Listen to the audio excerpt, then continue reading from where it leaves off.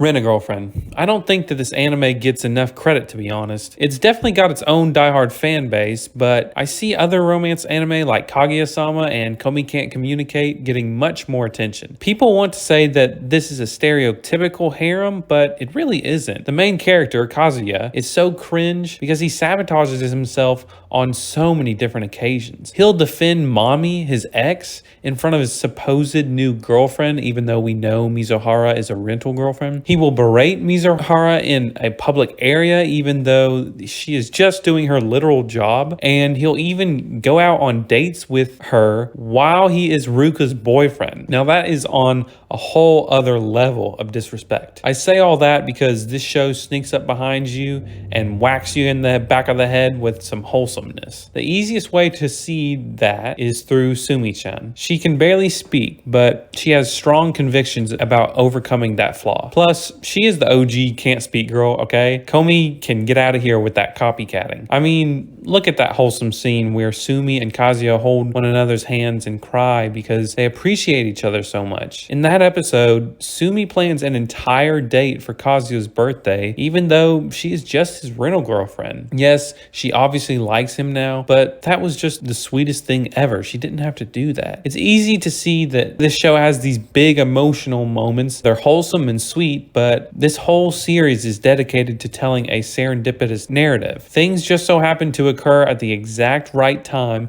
and in the exact right place, or wrong time and place, depending on your view. Like in episode 7 of season 2, where Mommy just so happens to saunter into where Kazuya and his new girlfriend, Ruka, work, while they are both working at the same time. This is an aspect I love about the show. These little suspense-filled moments where there's a lot of pressure pushed down on Kazuya, and you can really feel it too. Let's talk about this really special episode, the finale of season 2. It was truly heartfelt. You had Mizuhara, whose grandfather died right in front of her eyes when she was just so young. She then set her mind to becoming an actress before her grandmother died. She was going to do it before that happened. And with all this internal pressure during the episode, we could see that she was crumbling. But at the moment where she thought she would give up, she wouldn't make it, that dummy Kazuya showed up and offered a plan. He basically said, Mizuhara, I want to make your dream come true. Will you let me do that for you? It was such a beautiful scene. She couldn't help but tear up. Man, that season finale was so good. It just warms my little weeb heart, you know? On a more serious note, I have my doubts about this series. It's hard to keep extending things with enough of a good cliffhanger to keep people coming back. We get a little surprised, like Mommy seeing Mizuhara's bag in one episode, and then we get a cliffhanger about how she asks Mizuhara straight up if she is still seeing Kazuya. So in that sense, there are a lot of juicy plot developments, but after 24 episodes, it seems like it might go on forever. I hope it can wrap up things in a great way. I want the show to have some big finale in mind so that it can progress towards something. That will be an amazing story to watch unfold. I can only hope. The last thing I will say about this show is the fact that I can see the merits of the 3 out of the 4 girls. So this excludes Mommy because she only enjoys playing with Kazuya. She doesn't even genuinely like him, so he should stay far away from her, okay? Anyways, I have to say that Sumi-chan really impressed me this season. She has grown so much. Like Kazuya says in episode 11, she is much better socially, and while I think she is the cutest and sweetest out of the 3 girls, I fear that she only likes Kazuya because she views him as a teacher or mentor or guide or something like that. When you idolize someone who is teaching you things, you tend to overemphasize their qualities. As in this case, that might be Kazuya's supposed social skills. What I mean is that Sumi might be overestimating Kazuya's strengths, and that ultimately leads to impossible standards or expectations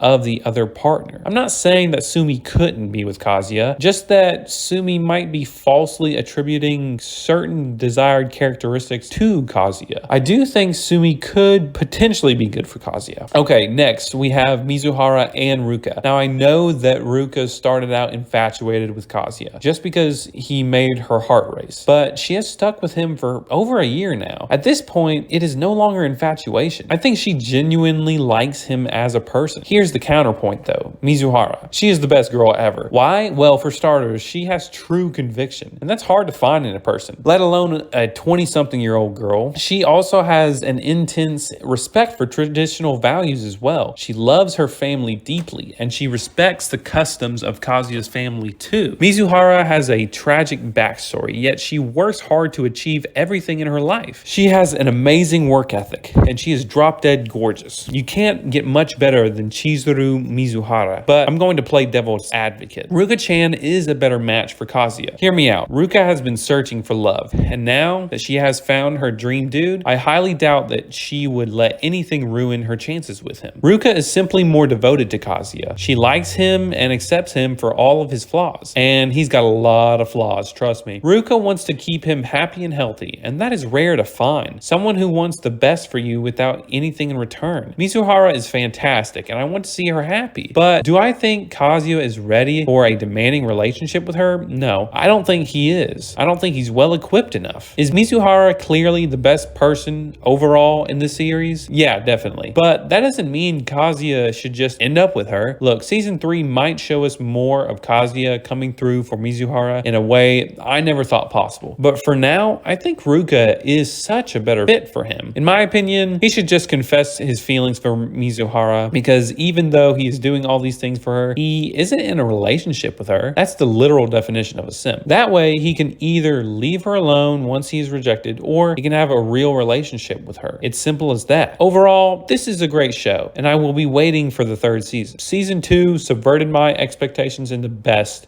way possible. That's all for now. Thanks for watching.